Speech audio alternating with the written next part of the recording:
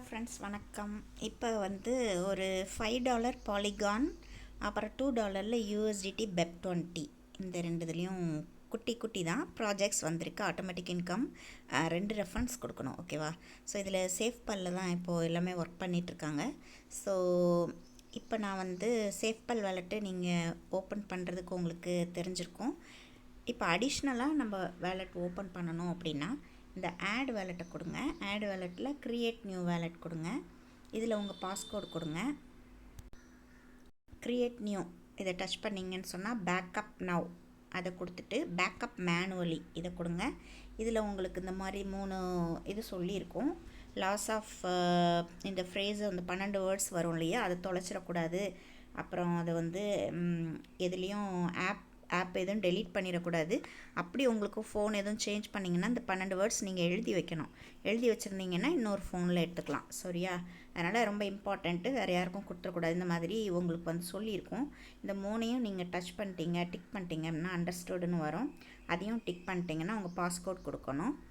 Passcode கொடுத்த பிறகு உங்களுக்கு 12 வேர்ட்ஸ் வரும். இது இப்போ உங்களுக்கு ஷோ ஆகாது. ஆனால் அந்த 12 வேர்ட்ஸும் நீங்கள் எழுதி வைக்கணும். ஆர்டர் படி கரெக்டாக ஸ்பெல்லிங் மிஸ்டேக் இல்லாமல் எழுதி வைங்க.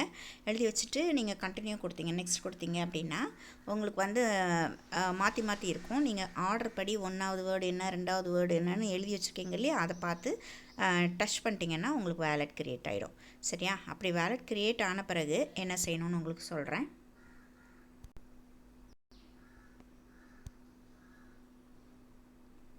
இந்த மாதிரி ப்ளஸ் பண்ணிட்டீங்க அப்படின்னா நம்மளுக்கு வந்து ஃப்ரண்ட்டில் ஆட் ஆகிடும்.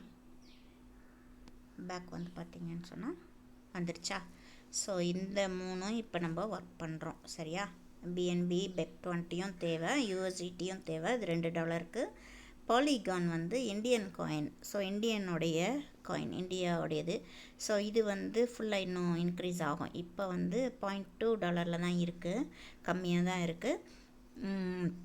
இது வந்து மக்கள் யூஸ் பண்ணுறதுக்காக இந்த ப்ராஜெக்ட் இப்போ பண்ணியிருக்காங்க. $5க்கு ஒன்று.